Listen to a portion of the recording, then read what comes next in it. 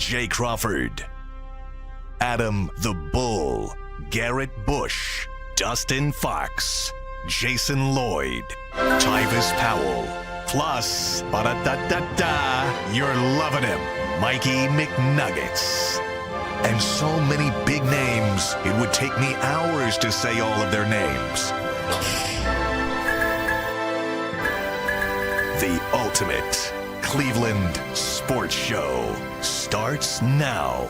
Booyah! Welcome, everybody, to the Ultimate Cleveland Sports Show, along with G. Bush and Jason Lloyd. I'm Adam the Bull. We've got Steve, we've got Mike, we've got Anthony and Earl, all on the other side of the glass. Special day for Steve. It's birthday number 92. Happy birthday. I'm just kidding. I was kidding, Steve. Oh, that was How old cold. are you? 60? 63. 63. Steve is 63. All Still jokes active. aside, Still active. we bust Steve's balls a lot, but we were very lucky to get Steve Incredibly for this gig. lucky. He's Incredibly. awesome.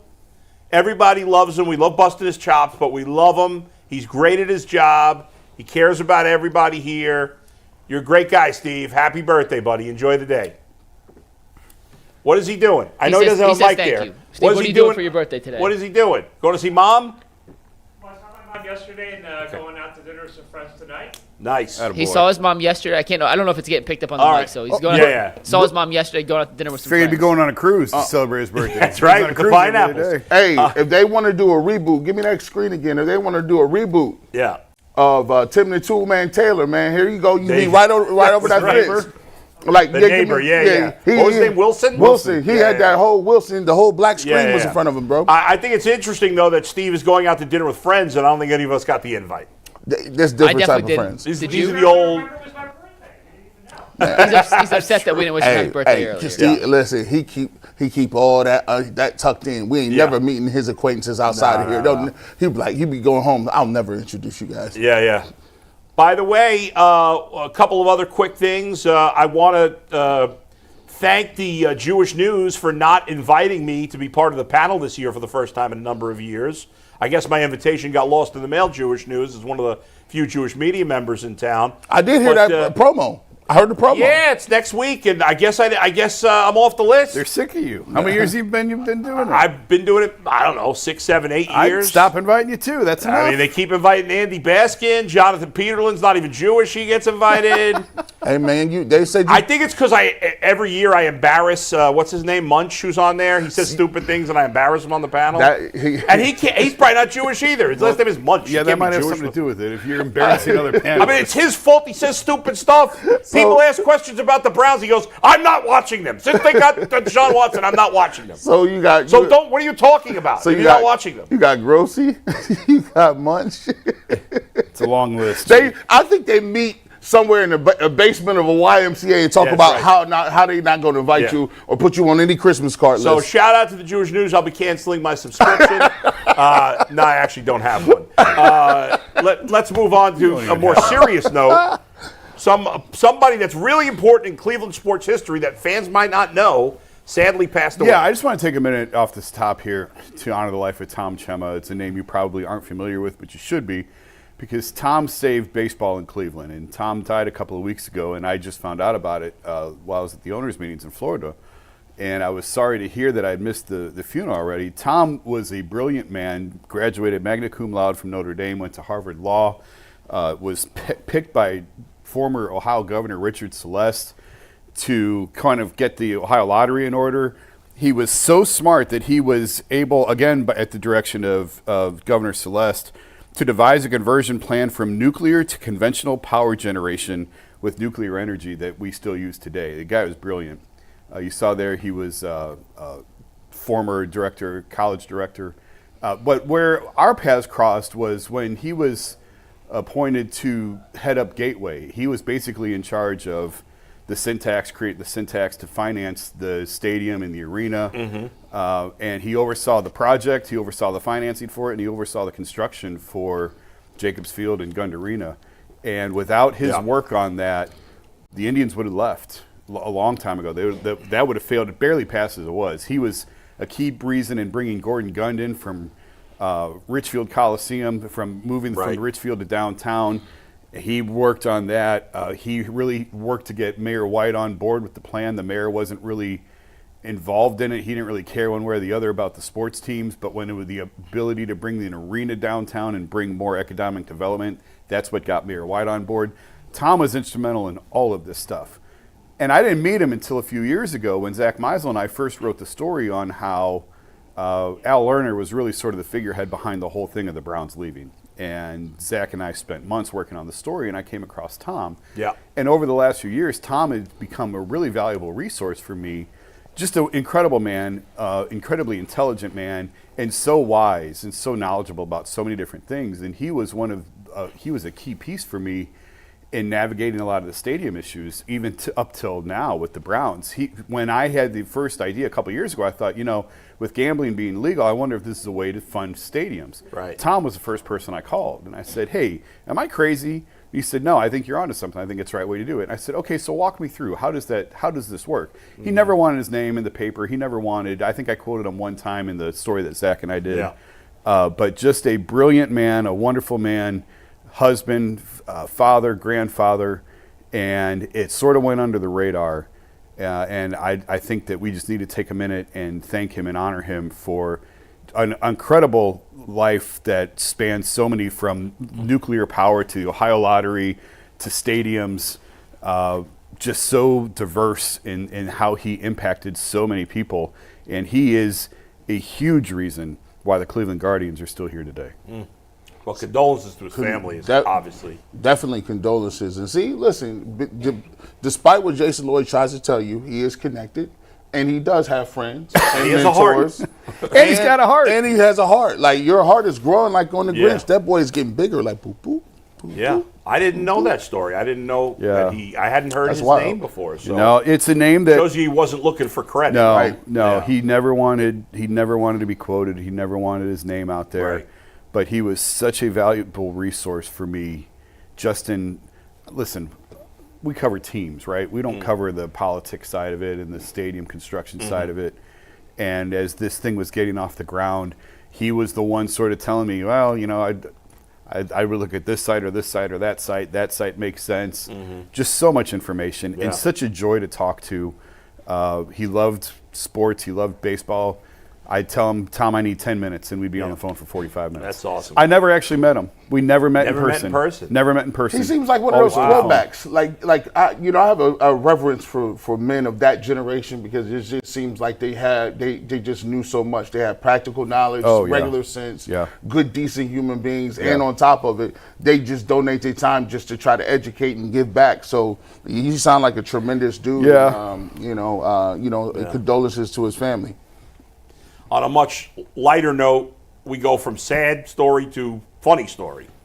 I don't know if funny's the right word, No. but we cover the Cavs, the Guardians, the Browns, a little bit of Ohio State on this show. Yeah. And a couple times over the last couple of months, I've given you guys some updates on my men's league team. And this is completely opposite to Jason's.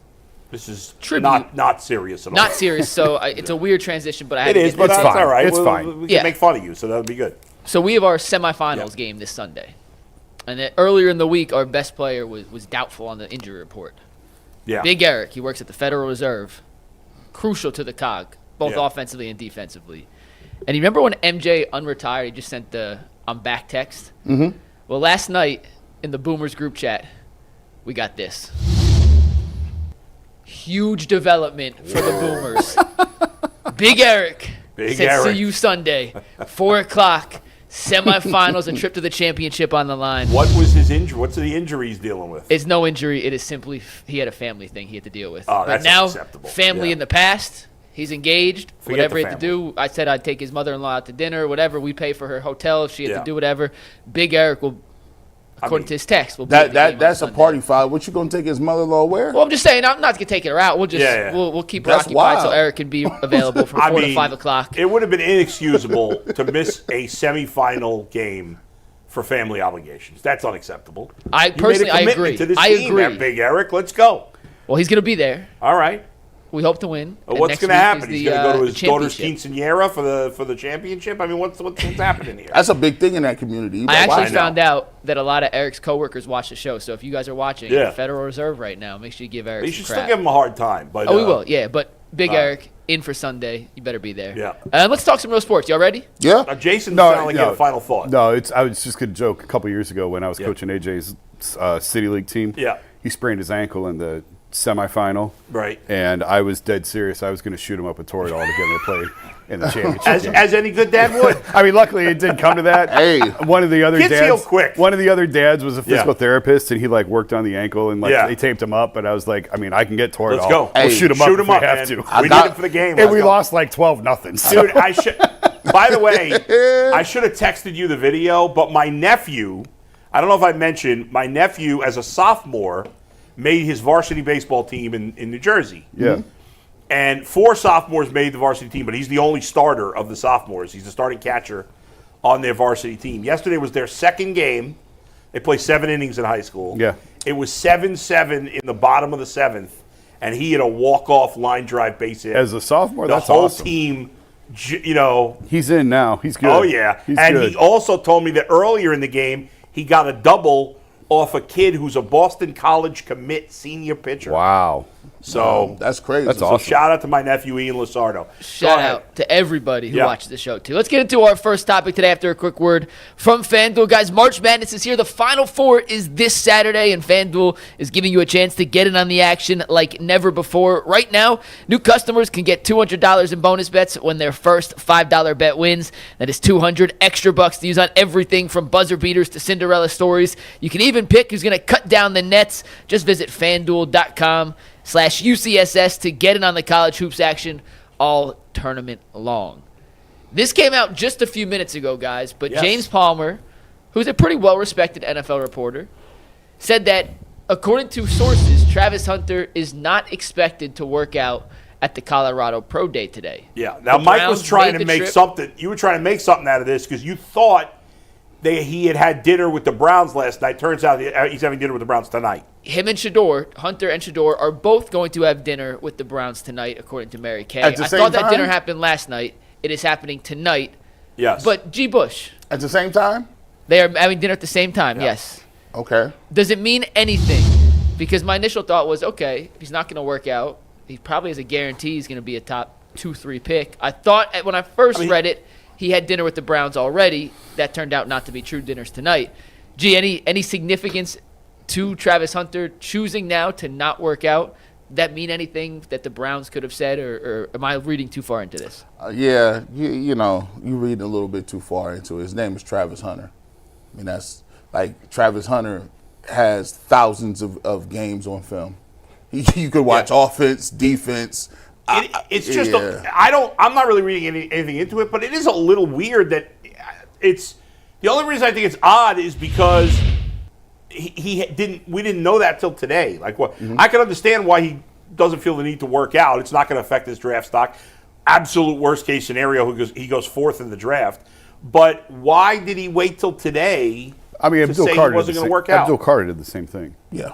Abdul, I mean, he's had the couple minor things Abdul did. Yeah. But he didn't work out at Penn State's pro day. No, the only thing I'm asking is why did he wait today till today? Well, to say Carter did the same thing. he did the same thing the day of. Could it be because they want all the scouts to come and then he doesn't work out, but they're already here, so they're going to watch everyone else? Could that be a potential? That could be reason? part of it.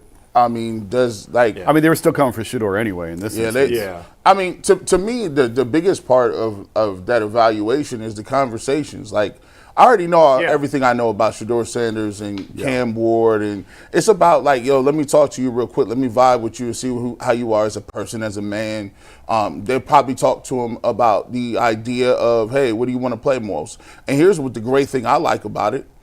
Somebody said it yesterday, Bull, and I'm surprised you didn't double down on this. I loved it. I was at home. I couldn't really speak like I want to, but you said, hey, if I'm the Browns, you take Travis Hunter. And guess what? If Shador Sanders falls below a certain position, you trade back up and you go take him too.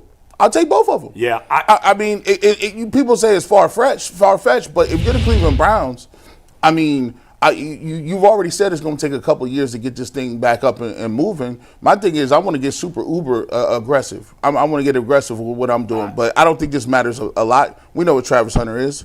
I don't think it matters at all. I was just curious about the timing, but now that Jason I don't think it matters whatsoever. I was more listen, curious. is it possible the Browns said to Travis Hunter, even though they haven't had dinner with him yet, hey, we're taking you to.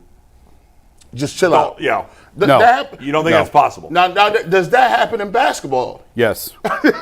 But that happens before the combine in basketball. Okay. That you'll get a guarantee or a promise, and who knows if teams even hold up to it. But you do hear stories of that happening because they don't want teams ahead of them to work you out and then come in front of you, or a team to jump them.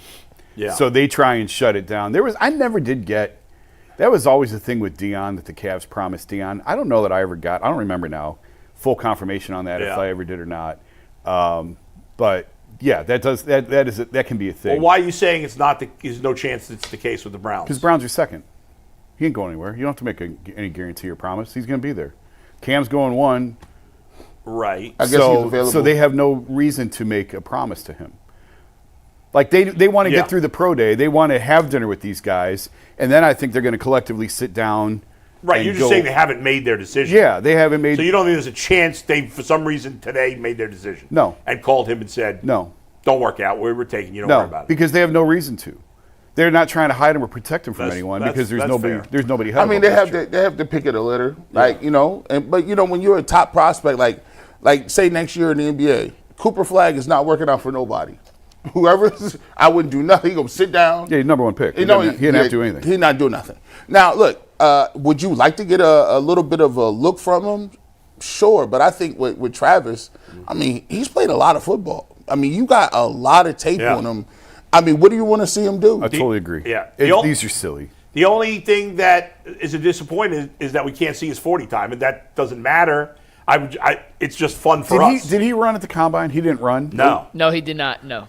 So I don't think. Yeah. But not that that's relevant because he's going to be super fast. I was just curious. Right. Sure. Yeah. I think that's what it boils down. Yeah. Nowadays, like I used to watch the combine, and the combine is just to reinforce what you saw. Like, okay, I know Travis Hunter could do this. I want to see how fast he is doing that, though.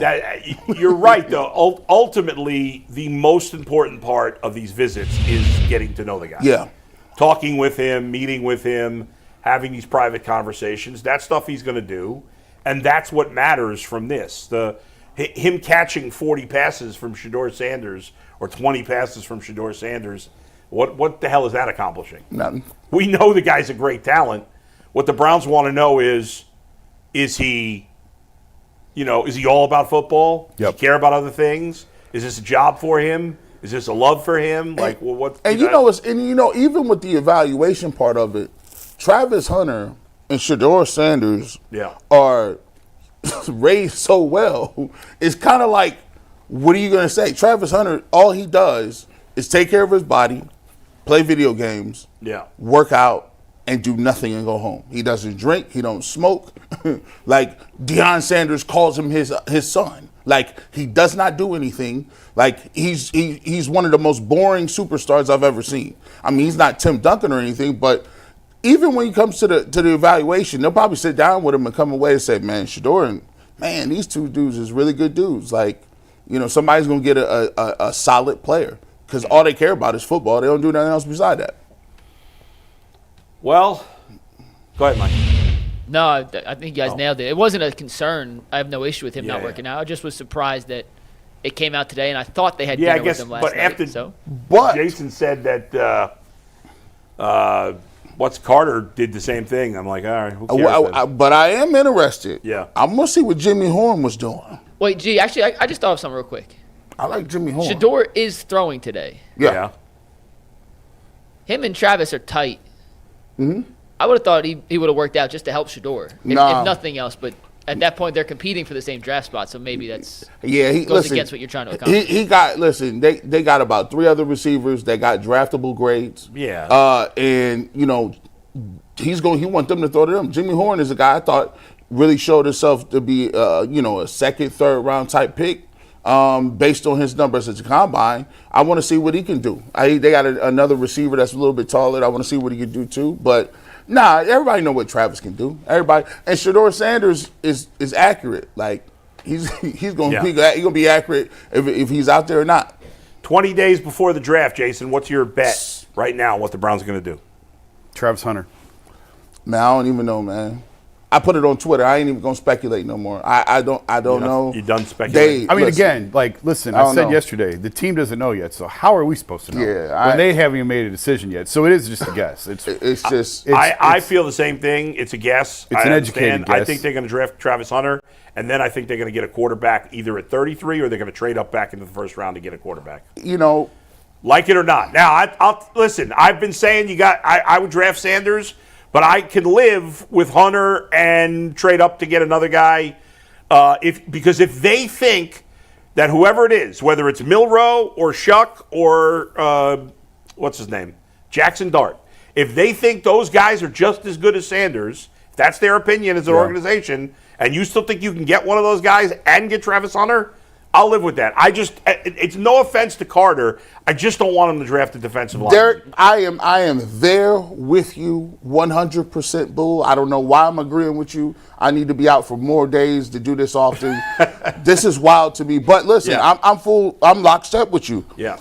No offense to Abdul Carter. Yeah. But come on, man. If you would have told me during the beginning of the season when Travis Hunter was dominating both sides of the football that the Cleveland Browns could be anywhere in contention to getting him, I would have laughed you out of the building and said, "What, are you crazy? Can we fast forward time?" So if they can get him and still get a quarterback, by all means necessary, I am fine with it. I'll take it. Is there any chance they don't take a quarterback in the top 2 or 3 picks? What if they don't? That would be a big disappointment.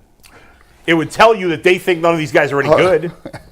Well, it all depends. Listen, it all depends. Like, say for instance, if they somehow did we got Travis Hunter, and then it was just like, yeah, but we're gonna go get one of the best running backs in this class too.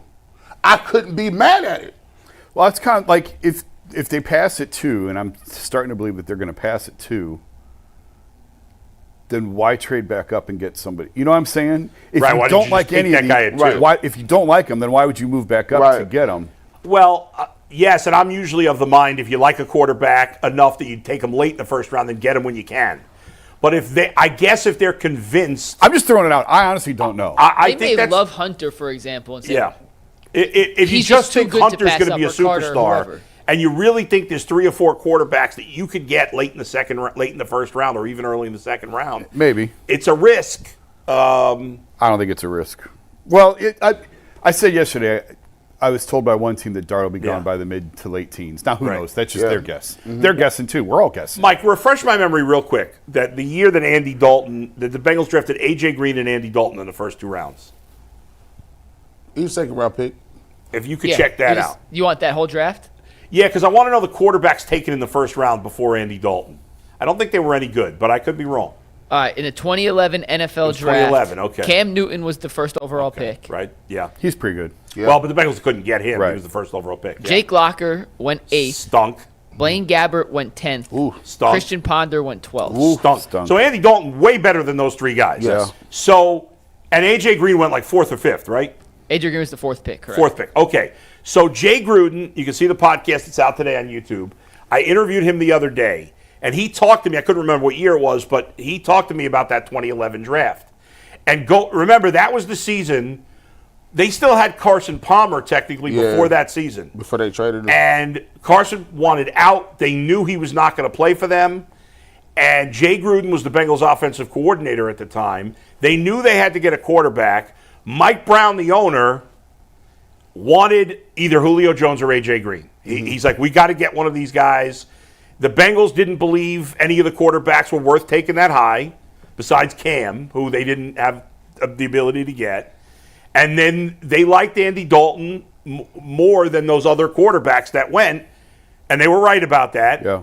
And they didn't know for sure they were going to get him. He told me we were nervous. We got A.J. Green. We were nervous. We wanted Dalton in the second round. We didn't know if we were going to get him. We kind of held our breath for the last 10 picks before it, and we got him. It worked out. So, listen, now, is Andy Dalton the quarterback you win in a Super Bowl with? Probably not. And, hopefully if the Browns do the same scenario where they get the great playmaker and then get the quarterback, hopefully that guy's better than Andy Dalton. But Andy Dalton's not a bad floor. I mean, I always thought of Andy Dalton as he's the borderline guy. If you have the team around him, can you win? it puts you in purgatory because it's tricky. They went to the playoffs though 5 years in a row with him. I know, because you look at him and you go, well, he's not terrible. Like, we can win with him. It's like Derek Carr. You can win with him, but can you win with him? Right. That's Derek Carr was the same thing. Some tells me in McNuggets we can move after this. Some tell me that I just keep seeing Jalen Milroe. I don't know why.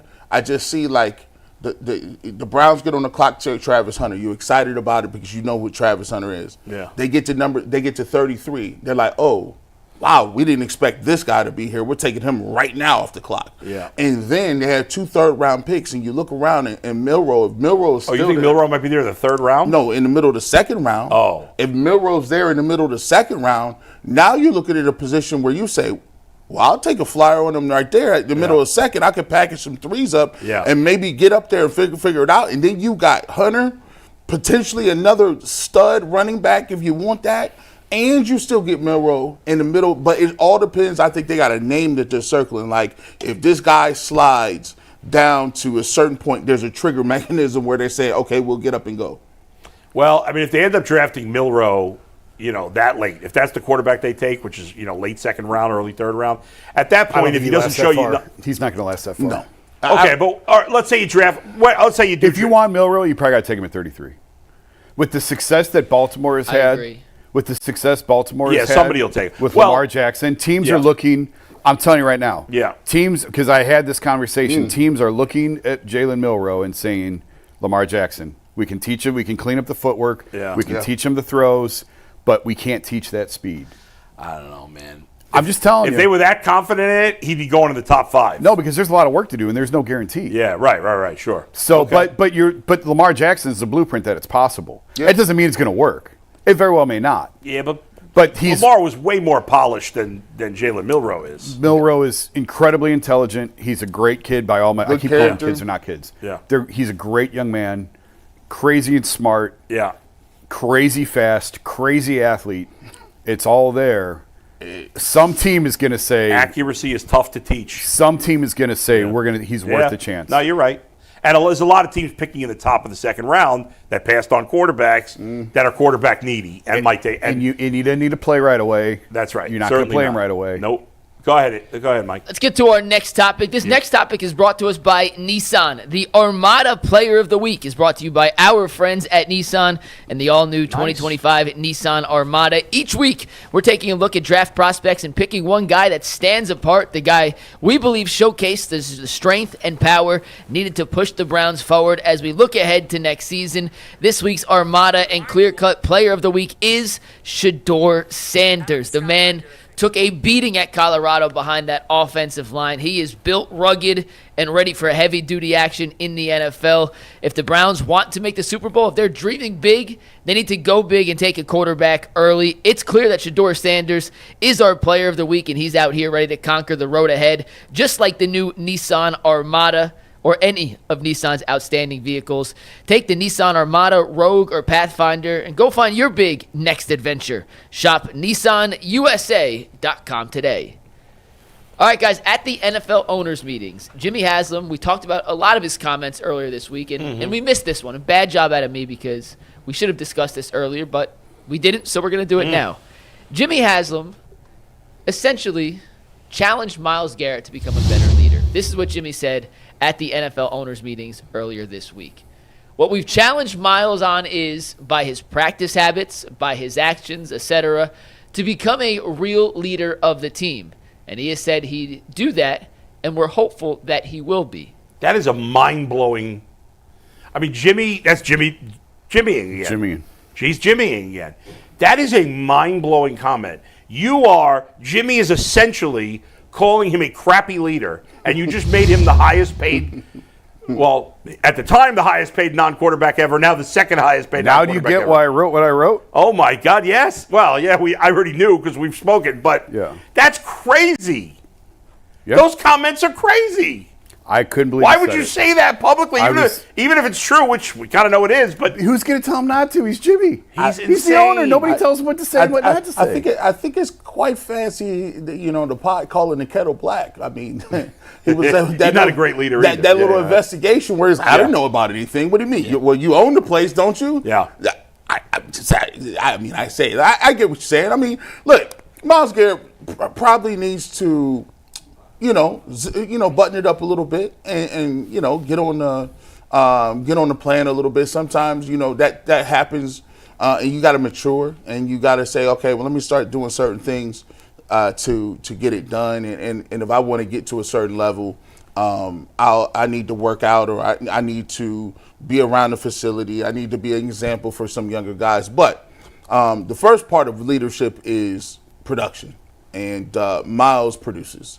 So some of the other stuff that he's talking about, yeah, you could button that up a little bit. But I was kind of shocked. It seemed like Jimmy Haslam had a little list. He had Deshaun Watson, check. Myles Garrett, check. Now I'm waiting for him to get at to Coach Stefanski and Barry. Was we going to get one of those comments? Andrew Berry told me he's going to be better at drafting. Yeah, hopefully he will be better at drafting. He's going to hit on these fourth-round picks. Yeah. Jimmy said they got to be better. Yeah, he stuck up for him and defended him. He said he likes, obviously he believes in him, or he would have fired him, but he said that they have to be better. They both have to be better. Yeah. I was in the room when Jimmy said it. Yeah. It was surprising, the Myles stuff. I was surprised. This is so funny. I don't even know how we didn't talk about it already, and I don't know how this wasn't made a bigger deal. Because I missed it. It's a bad job out of me. I apologize. Because there's no cameras in there. Right. There's audio. Like, we have audio. But we just recorded it and transcribed it. And there was so much else going on. Like, the Watson thing took up so much of the oxygen in the room. But, he definitely said it. I was sitting right there. But you paid him $40 million a year, and you're like, well, we hope he's going to be a better leader. Jimmy solves all of his problems by throwing money at them. Yeah. That was the whole gist of the And that's why fans like him. Because they would rather have Myles Garrett than not have him, right? Yeah, right. So it's just like, okay. It's a nuanced argument because, of course, you have to spend money. Yeah. You have to spend to win. Yeah. But there's more to it than that. They've spent $1 billion in 4 years, and they've won not one playoff game. Yeah. So obviously there's more to it than just spending. Yes. I wrote what I wrote, and I said I hope that he uses this as not a sense of entitlement, but a sense of responsibility. But usually, in order to have some big, drastic, dramatic change, you need to have some big, dramatic shift or some impact moment. LeBron, we've talked about it before. LeBron, it was leaving Cleveland, going to Miami. Baker, it was hitting rock bottom and bouncing around the league 3 or 4 times. Baker that you see in Tampa is not the Baker that was here. The LeBron you see now is not the dude that left Cleveland and went to Miami. It's a completely different dude. He went to Miami, and he learned how to be a professional. He learned how to win. He learned how to be the adult in the room. Baker, the same thing, has gone to rock bottom and got torn to his studs and has rebuilt himself into a completely different player. That hasn't happened here. I think also, too, the Cleveland Browns aren't off the hook for what they've produced. He's a product of being in your organization. Absolutely. That's true. They're to blame, too. That's why LeBron had to leave. Right. Because the 7 years he spent with the Cavs didn't teach him. He needed to go learn from Pat Riley. And the Browns have not developed Myles in a leadership. We talked about that before. He went to Texas A&M. He came to a team that didn't win a game. Yeah. So where did he learn? Some people it's innate, and some people it has to be learned. And with him, clearly it would probably have to be learned. And losing, and no one has been there to teach him. Losing, listen, I haven't, I can't. My little career or whatever I had in college has nothing to do with it. But I've been on a team that went 1-10. And it destroys your fabric of what sports is about. It destroys your mentality. It destroys your motivation. You look for reasons not to work out. You look for reasons not to go to class. You don't want to be around the coaches. You don't respect the coaches because you're saying we're putting in all this work and something's not working. That's why I always say it's so detrimental to be losing game after game, year after year, and you get around and you look at week 7, year 7, year 8, and you're like, nah, I can't do this no more. And to your point, you talked about LeBron. I mean, he went to Miami and realized, hey man, it was on that running club. They said, oh, we in shape down here. Here's how we gonna move with this. Like Udonis Haslam was down there, guys that have very strong personalities. Look at that coaching staff that they had down there, Pat Riley. So a lot of that is about what you put around them. And I hope Kevin Stefanski learned. The one mistake I think Kevin Stefanski made that I think hurts a little bit is when he was letting Deshaun Watson get away with a lot of stuff in film room. Huge mistake. Because then that kind of gave the dudes like, oh, we not, it gives them that room to say, well, Deshaun ain't doing it, and I'm performing. So what you think about that? So I think, to me, everybody, it is a situation where, he does need to get better and be a better leader. But I also think the Cleveland Browns as a whole have to figure out what they're going to do and get better. No doubt. If the Browns had nipped it in the bud years ago, and there's a lot of teams where the superstars get superstar treatment. Yes. Right? Yeah. But there are some places you're not going to get away with that. There's a difference in superstar treatment and not meeting your responsibilities. Yes. Yeah. You get an extra piece of chicken in the KFC box. Like you get the bigger hotel suite on the road. On the road, you sleep by yourself. You get you get the locker open next to you. But falling asleep in meetings and like that, being late and blowing off, that's something that should have been taught to him. You can't just partly it's his fault, and partly it's the team's fault. You can't just start your own vacations whenever you want. Is there any reason to believe that he's all of a sudden going to become a better leader? I don't know why. Jason, you did say something that was true. People don't learn from success. People learn from failure. Yeah. Yes. You look at I know you guys probably talked about it with Deshaun Watson. Yeah. I mean, if he wanted to learn something before, I bet you he's learning the biggest lessons of his life right now. Like sitting here and trying to rehab, and the owner comes out and be like, this was a swing and a miss. In a place where they don't want you anymore. The owner just told you he don't want you here. Yeah. And you still got a key to the building. And you still got to go in there and work out. You learn things. That's the Baker Mayfield trail. Like, Baker's a different player. Like, I bet you Amari Cooper is trying to learn something, right? He didn't learn. You don't learn anything when something good happens. You learn from adversity and what you're going to do when all the chips is down. So, hopefully, Myles is going to be one of them people that can look from other people's point of view and learn from it. But it's just yet to be seen. Obviously, watching him as a teammate, you can learn, right? Like he's a great player on the field. But this is a flaw in his game, if you will. Yeah. His leadership is not what it's the only negative about him as a player. He's an unbelievable talent on the field. Yeah. In fact, I don't know what you can learn from him because he is so physically gifted and such a freak of nature. Other NFL defensive ends can look at him and go, well, I can watch you all day, but I can't do that. Right. So what can I learn from? Right. That's like he's not. Some of it ain't even on moves. It's just like, I bend in a way that you can't bend. Your body should not be able to bend that way. He shouldn't be that fast. He shouldn't be that big. He shouldn't be that strong. But he's all of those things. So, what can you really show and do and to try to tell somebody, hey, this is what you do? Right. Like, that's not really a thing, man. I also think part of this, maybe that much, was Jimmy kind of firing back a little bit at Myles. Because Myles embarrassed the organization. Of course. Of course. For 2 months, Myles dog walked the Browns. Yeah. And this was Jimmy's way of just a little bit of how do you think Myles responds then? Is he going to take this as by cashing in the next check? He got that super bag now. He got the I definitely don't care bag. He don't care. Although he obviously was affected by your article because he was snarky about it, right? Yeah, it's fine. In the moment. It'll be fine. Did you try to talk to him that day or no? No. He's got my number. Right. I'm serious. Like I'd be totally open to conversation with him. Obvious, yeah. And I'll talk. I'm sure I'll see him at mini camp or training camp in the summer. And if he wants to talk, we'll talk. And if he I'm just saying. But he was clearly it bothered him. He was annoyed with me. Yeah, for sure. So I don't know that he's just going to ignore what Jimmy says, but.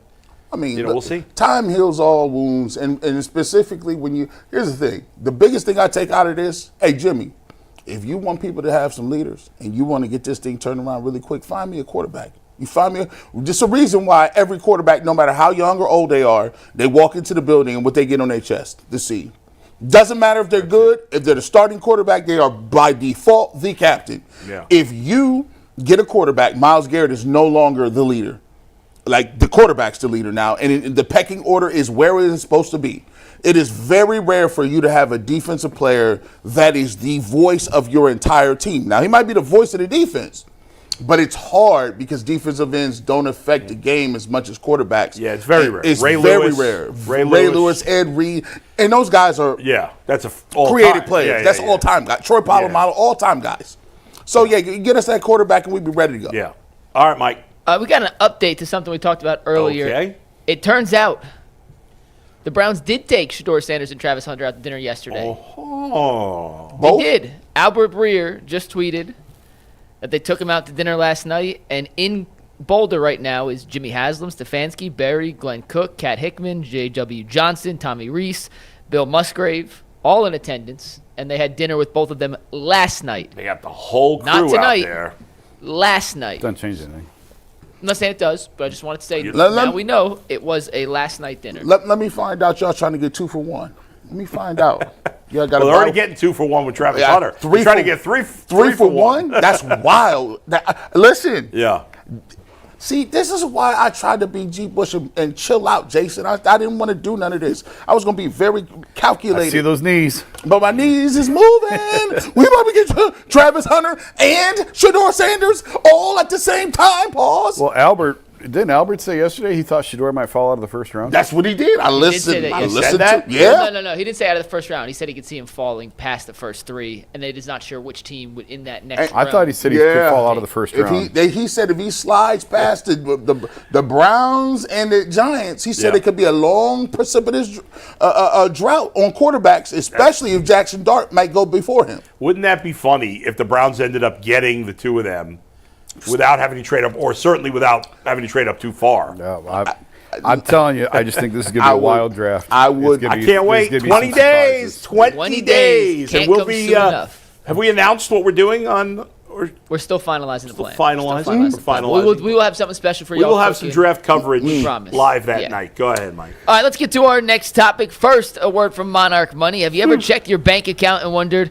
where'd all my money go? Between dining out, online shopping, and entertainment, it's easy to lose track. That's where Monarch Money comes in. It's your personal CFO, giving you full visibility and control over your finances. Monarch Money isn't just a budgeting app. It's a complete financial command center where you can track all of your accounts, investments, and spending in one place, so you stop managing your money and start building wealth. Take control of your finances with Monarch Money. Use promo code LOCKEDONNFL at monarchmoney.com for 50% off your first year. That is monarchmoney.com. Promo code LOCKEDONNFL for half off your first year.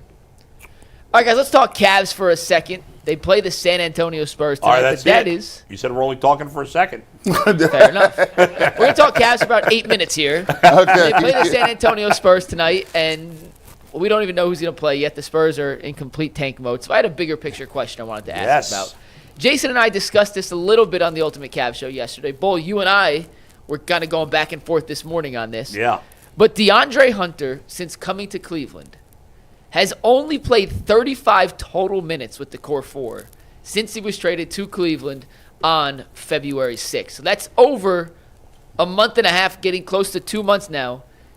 Hunter, their big acquisition, has only played 9 games and 35 total minutes alongside Jared Allen, Evan Mobley, Donovan Mitchell, and Darius Garland. Now, in those 35 minutes, real quick, look at those numbers. A 118.3 offensive rating, an 84.1 defensive rating. That's an incredible net rating. That offensive rating would be in the top 10 of the league.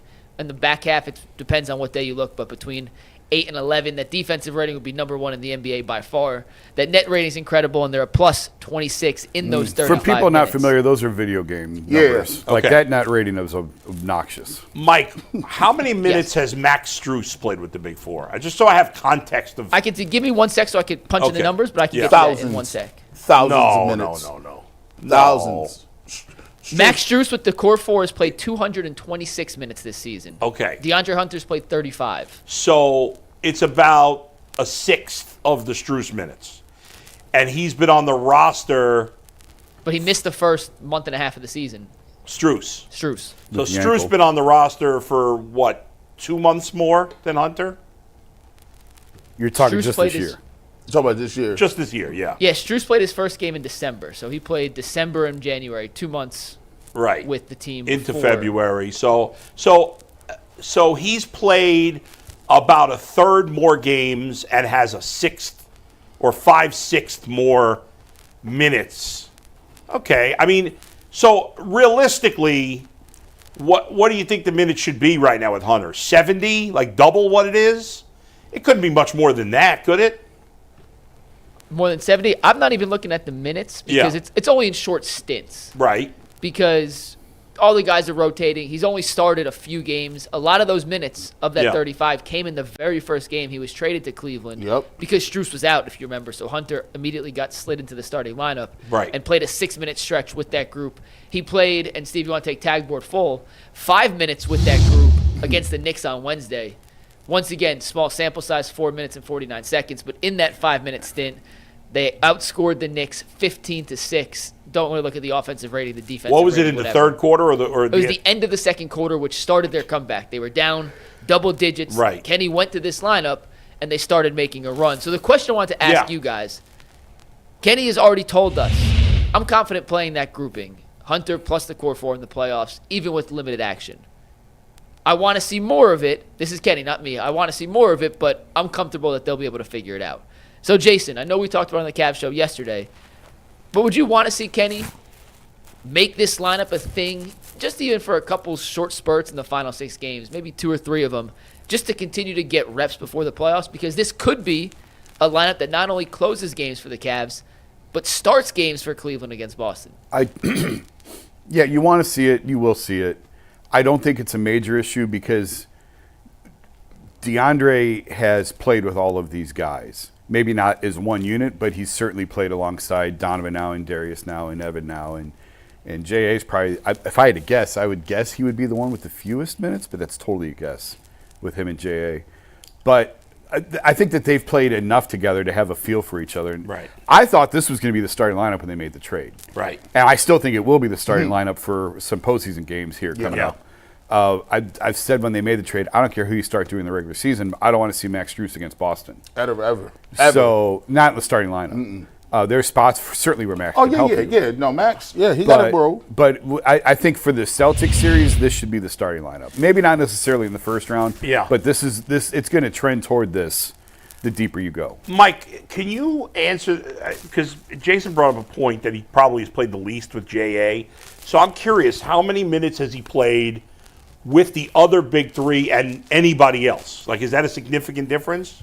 Explain to me how you want me to search it. I can look for any 2-man combo, any 3-man combo. I'd be interested in the JA combo. What's? But I think that's the least important because it's not like they're passing to each other. Well, if they're on the floor together.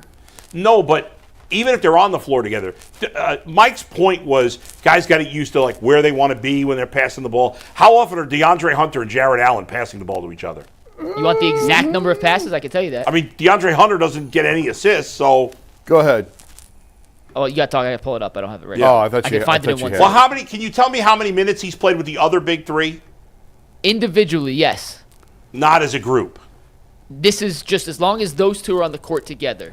You can do a 3. What are you trying to do? I'm not understanding what you're asking. I want to know how many minutes he's played on the floor with Mobley, Garland, and Mitchell. You can do that. With the 4 of them together doesn't matter who the 5th guy is. You could do 4-man. Hunter, Mobley, Garland, Mitchell. On the floor, 5th guy is irrelevant. You know where that is, the 4-man? Yeah, I have it. I'm just trying to find the actual lineup. Yeah.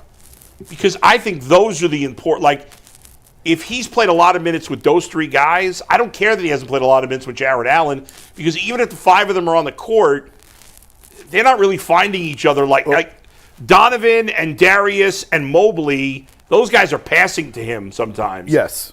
Jared Allen, how often is Jared Allen passing to Hunter? Your number one staple is not going to be a DeAndre J pick and roll. Exactly. I'll give you that. But I found it, Bull. Yeah, what is it? Those 4 have played 57 minutes together this season. All right, that's a decent amount of minutes, though, considering he hasn't been on the team for that long. Like, how many games have all 4 of those guys played? 14. They played 14 games. Yes. So that means they're averaging about 4 minutes a game with all 4 of them. With those 3 guys. Is that like what's the number that? Because he's a bench player, so it's going to be less. Right. Here's where it comes down to. When you get to the playoffs and you have 2 smaller guards, and at the point of attack when they're playing one-on-one defense and they're getting hunted out, no pun intended. You got DeAndre Hunter that can eliminate a lot of that. Are you still going to get hunted on the pick and roll in terms of Garland? Mitchell's a little more physical. But when you have Strus and when you have Mitchell and you have Garland, it's tough. And I want Jared Allen on the floor at that same time. Because if you look at it, the Cavs have a propensity. Yes, they can go small and they move the ball well and they can hit a lot of threes, but they also give up a lot of offensive rebounds. They give up a ton of points in the paint. So my thing is, maybe they're just waiting. My theory, or conspiracy theory, is this. I don't know what his contract looks like, but I think if the Cavs finish first, I think Hunter is going to be Sixth Man of the Year. What are the odds on that? Sixth Man of the Year? I mean, he averages probably the most points in Ty Jerome's missed 3 or 4 games, so that's going to take some votes away from Ty Jerome. I think he would. Who would have the odds on favorite? Sixth Man of the Year right now, Peyton Pritchard is the incredibly heavy favorite, minus 1,200. How was he? Look, in his numbers, DeAndre Hunter's 150 to 1. So my thing is, I think they were trying to get him to a point where they were like, yo, he could be a Sixth Man of the Year, so let's just keep bringing him off the bench. Also, I think he likes playing with Ty Jerome, so he said, okay, let's bring both of them off the bench.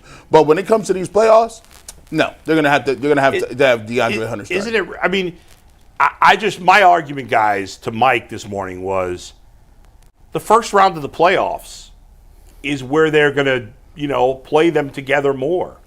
I mean, the Cavs have no business being close with anybody in the first round of the playoffs. They can, I don't know if experiment's the right word. If we're taking the Cavs seriously as a championship contender, there should be no competition in the first round. I'm sorry. If you're worried about a first-round opponent for the Cavs, then you're conning yourself that they're a legit contender. Because those teams are all under 500. Who, the Magic? Is the Magic got a chance to play first round? Yeah, Orlando, Atlanta. Miami. I don't think any of those series would go over 5 games. I think Atlanta so then Orlando would get them one. So once you get to that Orlando series, and if the Cavs do what we expect them to do, what they did in the final 10, 15 games of the regular season doesn't mean squat. But I would like to see them get it together, because the first thing I don't want to hear if you lose a game, well, we haven't played that group together. We got to get on the same base. We haven't been on it. Nah, bro. I don't think Kenny Atkinson's going to use that excuse. I ain't talking about him. I'm talking about them. I'm talking about the players. There's no excuse. It doesn't matter. And by the way, if they lose in the first round, I don't care what their excuses are. I want them. My thing is, I want them to be sharp. I want them to be going into the playoffs sharp. I don't like that. What's the name? Ty Jerome is going to miss a few games. I don't even know when he's coming back. But I want them to be sharp. And to get sharp and to understand where it's at, I want to get more guys on the court at the same time and put them with the core four and see how it looks, and then figure out the rotations. Have you guys heard anything? Have you guys seen where his rotations are moving? Like, have you seen Kenny Atkinson kind of pare down his bench at this point? No. So I don't know what they're going to run in the playoffs. And he'll run a deeper bench in the first round probably than he will you cut it. The deeper you get, the more you cut your bench. And by the conference finals is when it's down to probably 8 guys.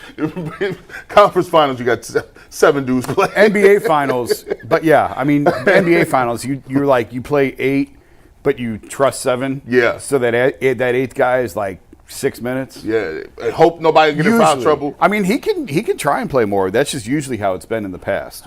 You know what? You guys probably talked about it. Have you guys put the Knicks out of contention?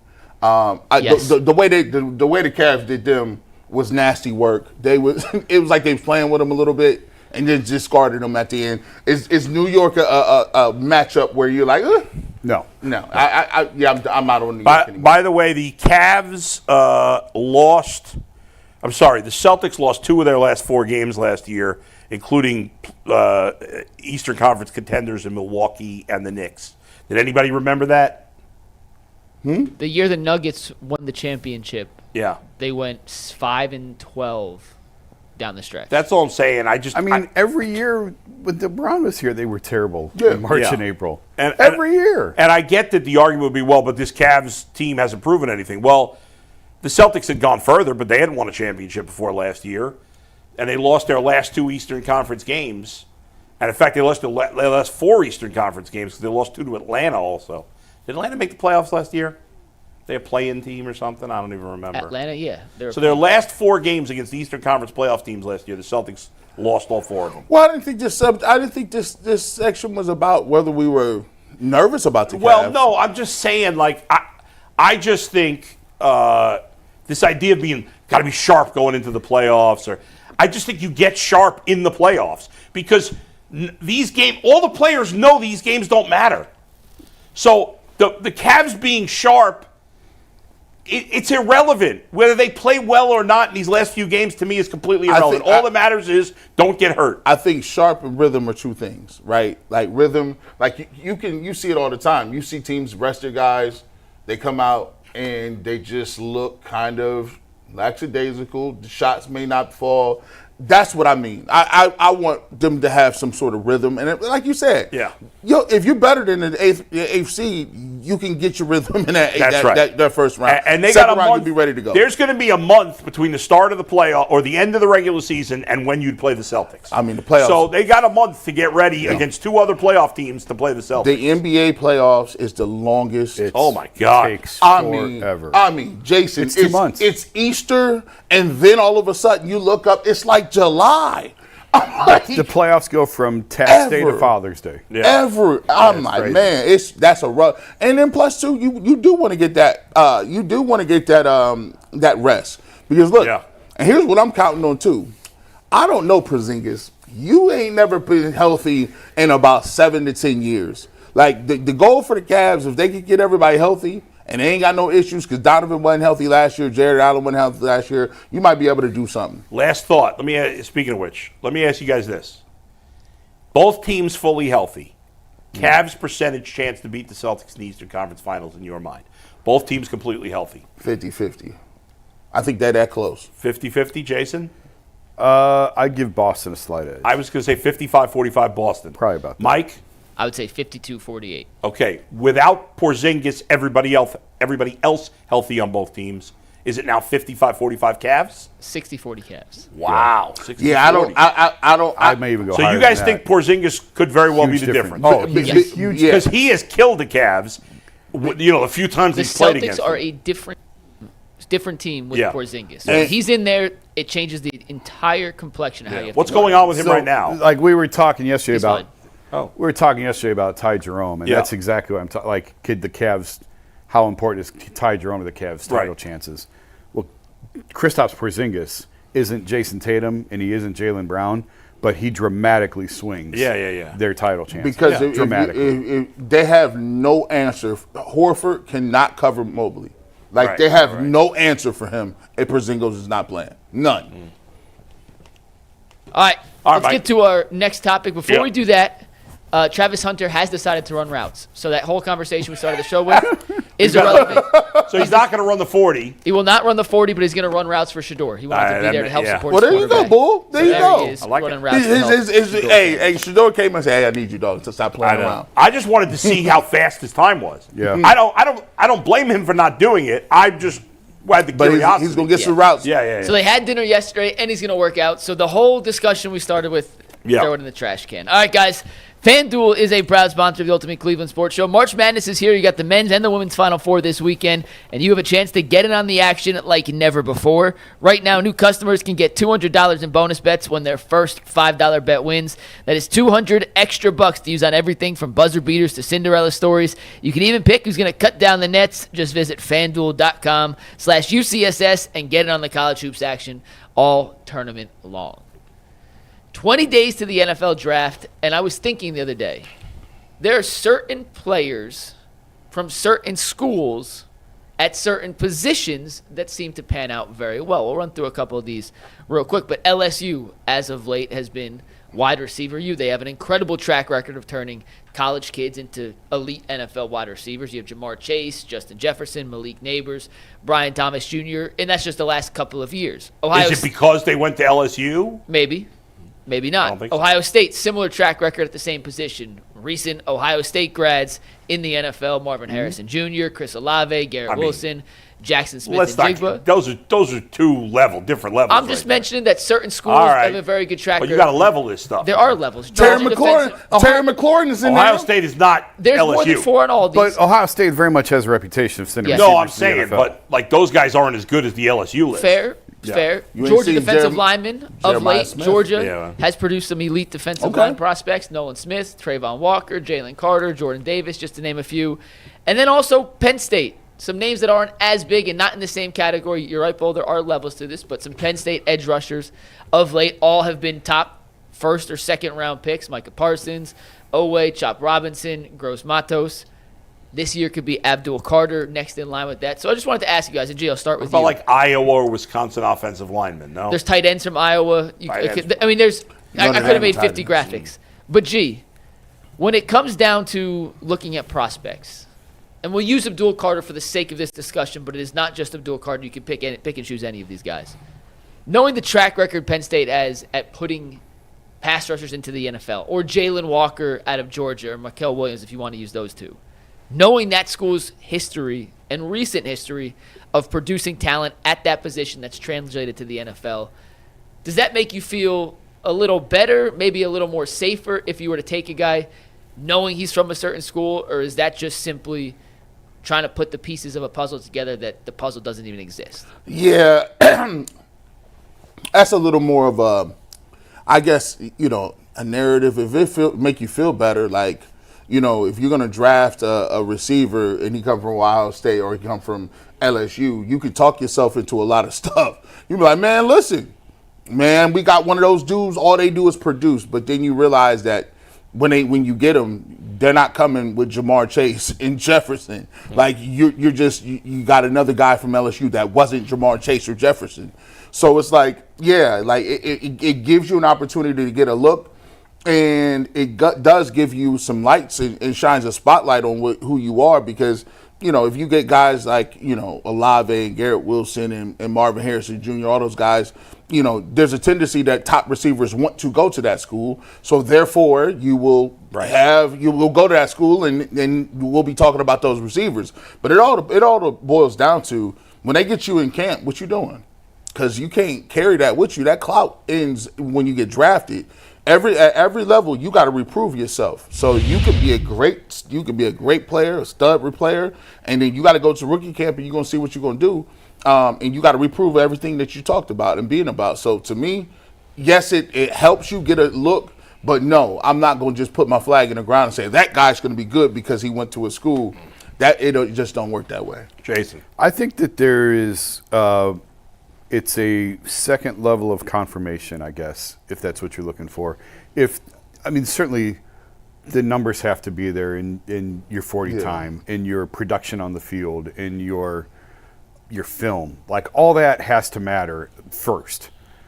But I think there's a correlation, and first of all, the way these guys are coached, obviously, and who they are seeking, the type of player that they're seeking. They're only taking certain guys at Georgia to play on the offensive or defensive line. SEC in general, you're looking for a specific type of dude. Right. LSU receivers are the same way. Ohio State receivers are the same way. There is a long history. If you want to play receiver in the NFL, a really good way to get there is to go to Ohio State. A better way is to go to LSU. Yeah. Don't disagree with that. Alabama's another one. But a lot of players go from Ohio State to the NFL. And if you're an NFL team and you like what you see on tape and you like what you see on 40 time, if you have two dudes next to each other, okay, and they're very similar, you take the name off the back of the shirt. One of them played receiver at Kentucky and one of them played receiver at Ohio State. Which one are you going to take? Yeah. You're going to take Ohio State. That Kentucky dude which better could screw you, though. He better be a monster. The Kentucky guy has to overperform. Well, and kill but it that's what before I'm saying. I get what you're saying. I still think, to me, it's all about the individual player. I think what you said is, once a school develops this reputation, then good players are more likely to go there.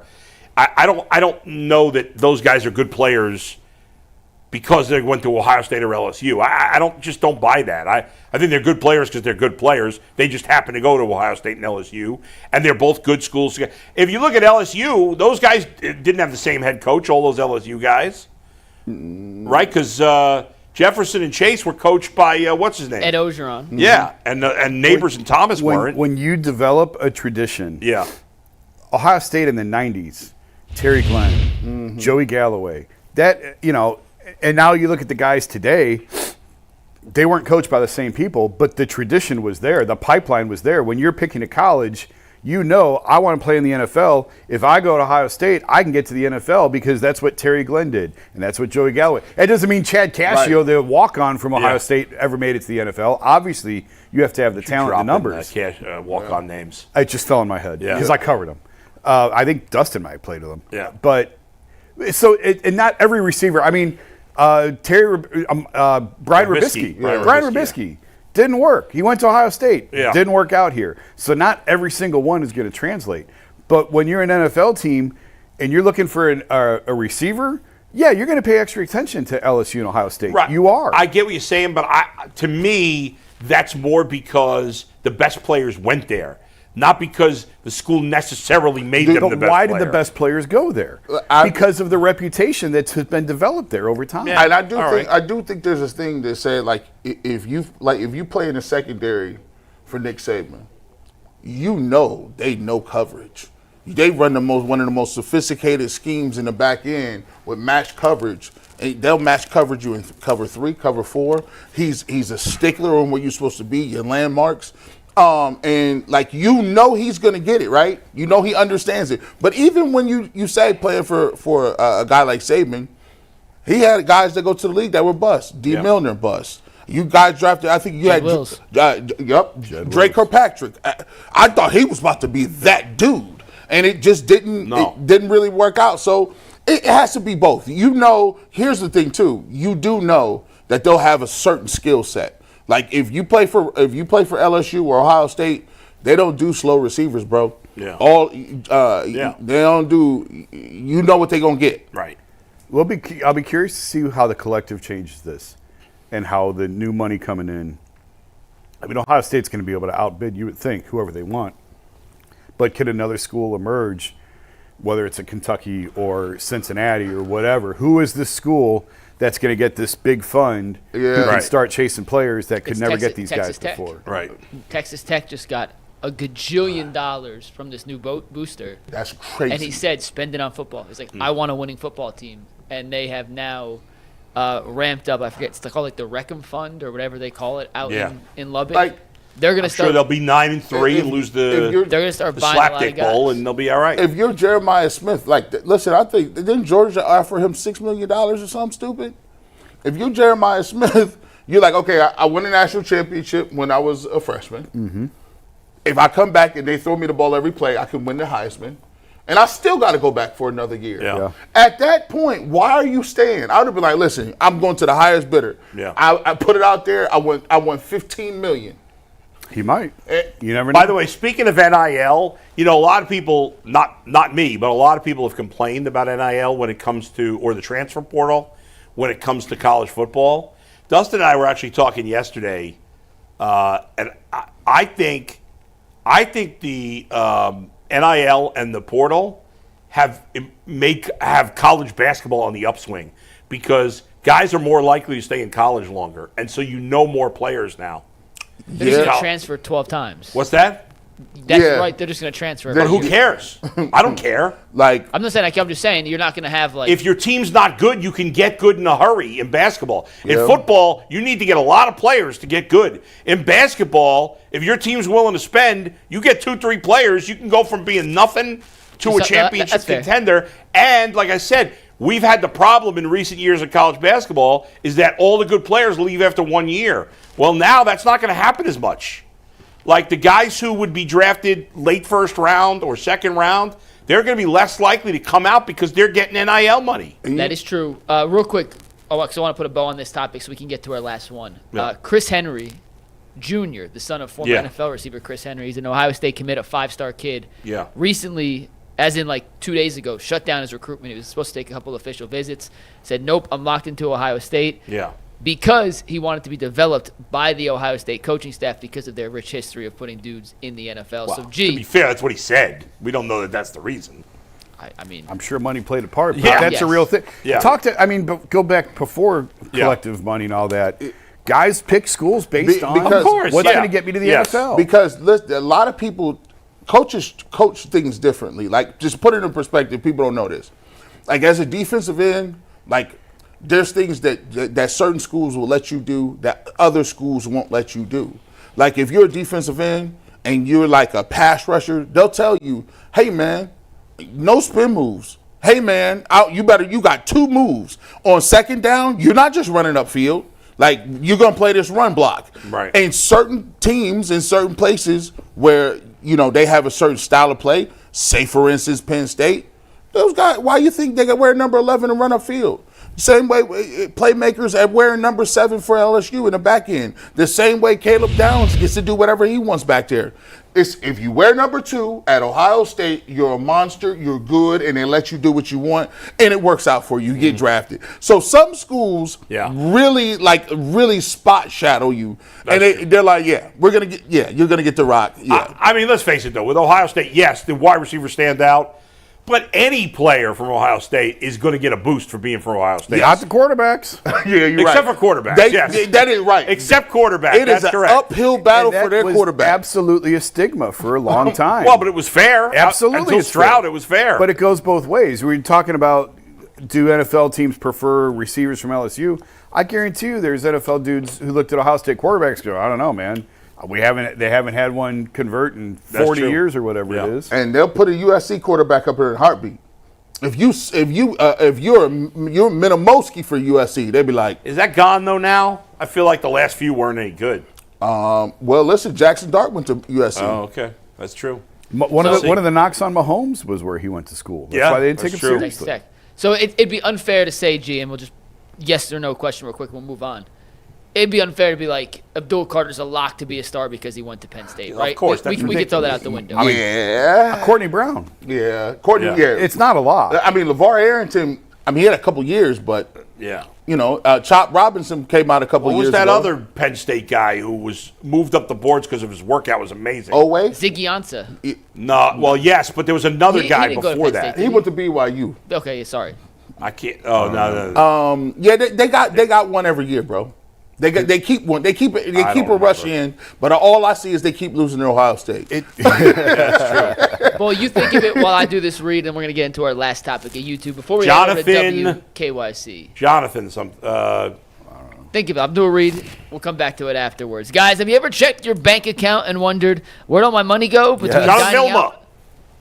You couldn't let me finish the read? No, he's not Penn State? Jonathan Miami, Vilma went to Miami. Oh, God. That wasn't Jonathan Let him Vilma. finish the read. Do not interrupt this read again. Sorry. Have you ever checked your bank account and wondered where'd all my money go between dining out, online shopping, and entertainment? It is easy to lose track. That's where Monarch Money comes in. It's your personal CFO giving you visibility and control over your finances. Monarch Money isn't just a budgeting app. It's a complete financial command center where you can track all of your accounts, investments, and spendings in one place. So you stop just managing your money and start building wealth. Take control of your finances with Monarch Money. Use promo code LOCKEDONNFL at monarchmoney.com for 50% off your first year. That is monarchmoney.com. Promo code LOCKEDONNFL for 50% off your first year. Well, both still looking up who that Jonathan is. We are going to do in the Maybe it wasn't WKYC show coming up here in about 18 minutes the biggest what-ifs in Cleveland sport history. One for the Browns, one for the Guardians/Indians, and one for the Cavs. Aaron And Jason Maben? was assigned the Cavs. And Jason came up with two really good what-ifs. So we're going to save one for the TV show. But Jason, what if the Cavs didn't win the 2003 lottery and get this chance to select LeBron James? Ooh, what a butterfly effect that would be. Based on that speculation, where are they picking? Did we think Two, about- because they were in the draft lottery. Okay. And it was, now this is how crazy this gets. This is why I had a hard time picking between which one to use for the show and why I want to do both of them. Right. The Memphis Grizzlies were in the final two with the Cavs for Right. the top pick in the 2003 draft. And because of a trade they had made like 7 years prior, the only way they could keep the pick is if they won the draft lottery. Wow. So they fall my to 2. God. So Memphis loses the pick entirely. Oh. It goes to Detroit, and they take Darko Milicic.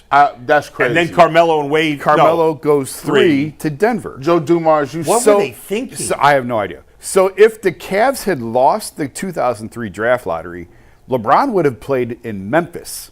His career would have started in Memphis. Yeah. Not Detroit, Memphis. Yeah. Cavs would have had the second pick. And I poked around yesterday and this morning to people who were there and said, hey, what would have happened? They're not going to admit they would have taken Darko. No. And they said, oh, we were taking Carmelo. I'm like, yeah, right. But I think most people probably. I mean, Darko did have a crazy run or whatever. Yeah. But if you remember, Darko went because they had a really good team, and they were like, we want a guy that doesn't have a position we already have. They had Taurean Prince and Rip Hamilton, so they were looking at players over positions. Yeah. So now continue, Jason. Yeah, so that plays a factor. So think this through. So LeBron goes to Memphis. Yeah. Carmelo comes to Cleveland. Yes. And who's the coach? Do they still hire Paul Silas? Probably. Yeah. Because they were looking for a mentor for LeBron. Well, you would still look for a mentor for Carmelo. Does Gordon Gunn sell the team? Probably, because he sold it at the top peak value when LeBron came in. I think he had LeBron for his first year or two. But they wouldn't have been as high value with Carmelo. Not quite as high. Carmelo was a big name at the time too. But here's where it gets interesting as well. Obviously. LeBron is the one who rewrote these contracts of taking shorter years to get back in faster. Mm-hmm. Carmelo never did that. Carmelo always just signed and signed and signed. Wanted that money. So Carmelo, how long would have the Cavs had Carmelo, and how long would LeBron have stayed in Memphis? Right. Would he have played out the first 7 years in Memphis just like he did here? Yeah. Because you do your rookie deal, and then you sign your big max deal to get your money, to get the big money. Oh, I see where you're going. And when he went to Miami, would he have come here instead? I see where you're going with it. And Carmelo would have already been under contract Right. Now, how good would they be? Carmelo didn't do much winning. They probably wouldn't have done a whole lot of winning. Yeah. But would the whole focus of the organization have been, we need to bring LeBron home to pair him with Carmelo? Mm-hmm. But they would have never gotten Kyrie, probably. They would have never gotten Kyrie. Yeah. Yeah. So, I mean, the butterfly effect on this is there's so many ways you can go. That Melo and LeBron. Brad Sellers would have been very happy. And Melo and LeBron? Finally got Melo. So would LeBron, could the Cavs have created the cap space to get him like Miami did, already having a max on the roster? Because they were trying to win. You're trying to win, so they're adding payroll at the time. And now LeBron, does he want to go, because that still holds Miami and Bosh and Dwayne and pulling him down there to win championships, and it's a lot easier to leave Memphis than it is to leave home to go to Miami. So what's the choice? Do you go to Miami to play with those guys, or do you come to Cleveland, you come home to play with Carmelo? So it could have been instead of, maybe Wade comes here too. I mean, they tried pulling that off. Yeah. And I know he wasn't happy. Bosh wasn't coming here. Yeah. They tried bringing Bosh. That summer that LeBron went to Miami, they tried bringing Bosh and LeBron to Cleveland. And Bosh wasn't having it. He wasn't coming to Cleveland. You know what's wild is LeBron was the first person to really pull that off. Put that draft list right up there real quick. This draft class is insane. He was the first dude to be like, hey, I'm about to orchestrate this thing where I'm going to get, think about all these dudes. LeBron got him, Bosh, and D-Wade, and they was all franchise players. Like, all these guys except for Darko turned out to be franchise players. Yep. And Carmelo talked about he would have liked to play with LeBron too. Remember the whole Chris Paul would have liked to play. Right. But this was the first time I've seen a list of players like this actively say, oh, yeah, we're going to play together one day. Here's how it's going to happen. Yeah. And that right there changed the whole game. It actually changed the way the NBA moved. It was the beginning of a new era right there. It was the start of the player empowerment era. It was it. But just think about Memphis to go from losing the pick entirely and getting none of those guys to getting the guy. They got screwed. That was wild. Now I'm looking at it like this. And speaking of, you said something earlier about the Spurs. How good are they if they get Cooper Flag? Yeah, they got a chance. Cooper Flag with Wemby. All right. Oh God. Let's see. Really? Let's see, Mike. Don't look at it because I want you to guess. So we know the top 5 picks of the 2003 draft, right? Mm-hmm. LeBron, Carmelo, Bosh, and Wade. Forget Darko. All great players. Mm-hmm. Can you name? There's 1, 2, 3, 4, 5 guys drafted after 5 in that draft that played in at least one All-Star game. Is and you name any Michael of them. Redd in that group? No. No. He's older. Did Chris Kaman make an All-Star? Kaman went after that. Chris Kaman, good job out of you. He was the 6th pick in the draft Yeah. to the Clippers. He made at least one All-Star game. Who were the other 4? Did David West make an All-Star game? Are you cheating? No. David West was the 18th pick in the draft. By the way, Dante Jones, the 20th pick in that draft, didn't make an All-Star game. All right, the other 3 guys that made at least one All-Star game, one was drafted the last pick of the first round. I'm not going to tell you. Okay. One was the last pick of the first round. The other 2 were second-round picks, and those 2 guys both played at one time for the Cavs. I know one of them Who? because he was traded for a copier. Kyle Korver. That is correct.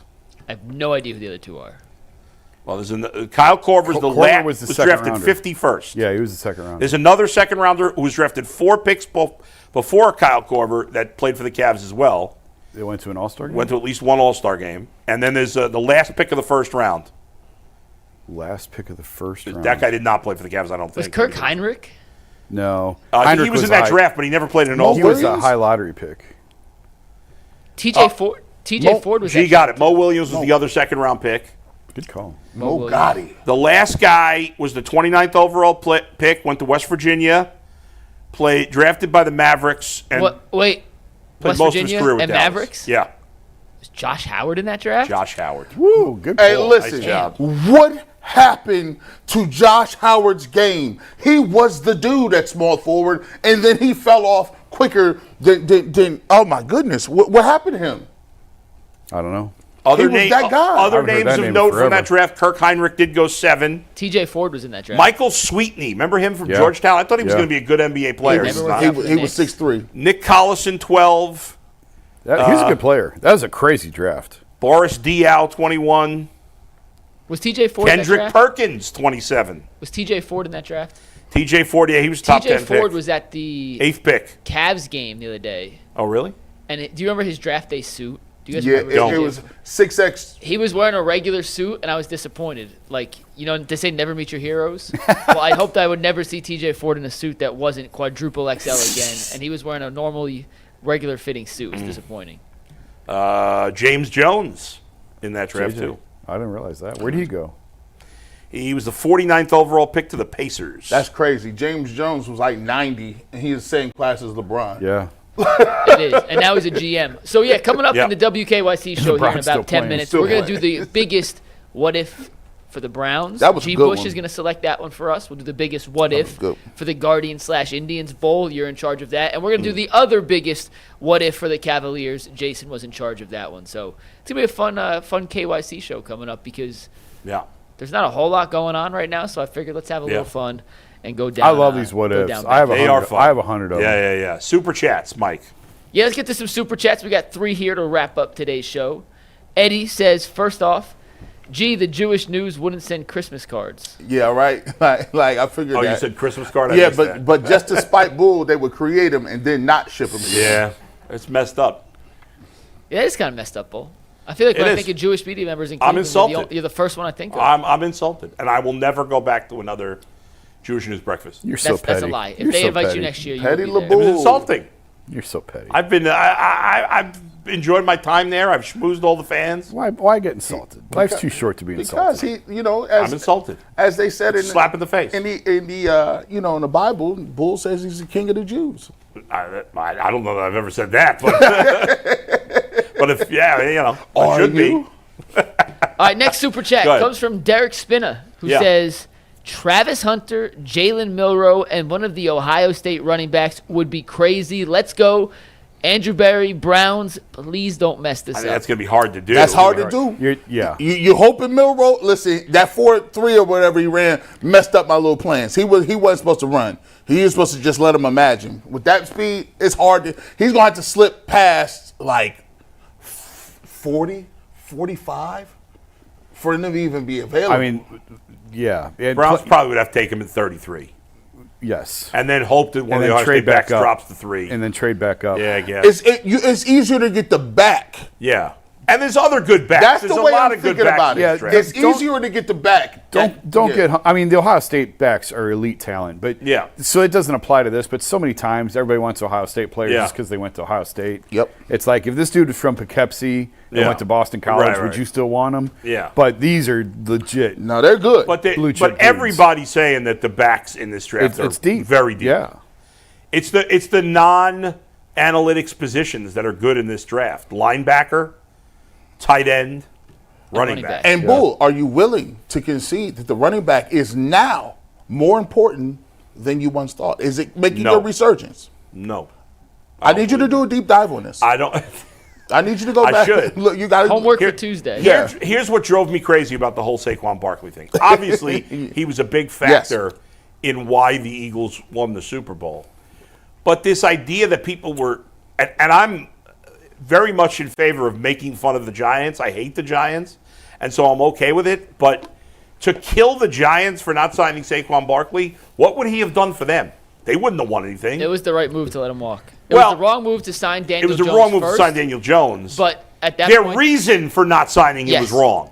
yes. But not signing him, a running back, no matter how good he is not going to make a bad team good. Fact. A It can make quarterback good does team that. great. A running back does not. Yes. Now, I don't know if maybe you just said this and I didn't hear you. Can a running back make a good team even better? Of course. That's what I just said. I'm not saying the running back doesn't matter, but the running back is not. The Titans were not good with Derrick Henry. So if you're At least the last couple if you're of a years. contender, you're advocating that you can take a running back in the first round if you're a contender Yes. with a quarterback. Especially a late first round pick. I got no beef with that. Okay. I don't know that I'm taking. If I'm going to take a running back in the first 10, 15 picks, he better be, Christian McCaffrey, Saquon. Nick Chubb, that level is special for me to take him that All right, high. last super chat comes from Rob Cunningham, who says, "Are you guys more excited for the NFL draft or the NBA playoffs?" NBA playoffs. It's a great question. NBA playoffs. For me. Ooh, that's a good one, Rob. Shout out to you. I mean, it takes years to know if you got the draft right or not. Right. But that instant rush of a top 5 pick, You can win a championship in 2 months. Browns ain't winning no championship in the next 2 months. I mean, It's playoffs. They can win the offseason I'm embarrassed championship. to admit it, but I love the NFL draft. the It's draft, embarrassing. and That's especially it. I'm done with you people. I'll say this. Can we split the baby here? Yeah. I'm more excited for the Eastern Conference Finals and the potential NBA Finals than the draft. But I'm more excited about the draft than the first 2 rounds. yeah, the first 2 rounds fast forward for me, Yeah. because They're still fun. Yeah. But yes, absolutely. I'm excited about both. Here's the thing. This is the weird thing of this time of year. It gets so tiresome talking about the end of the regular season in the NBA. Yeah. And at this point, we're all kind of sick about talking. Hey, see you in overtime. Bull's an official I'm gonna- Clevelander. KYC. Bull's an official Clevelander.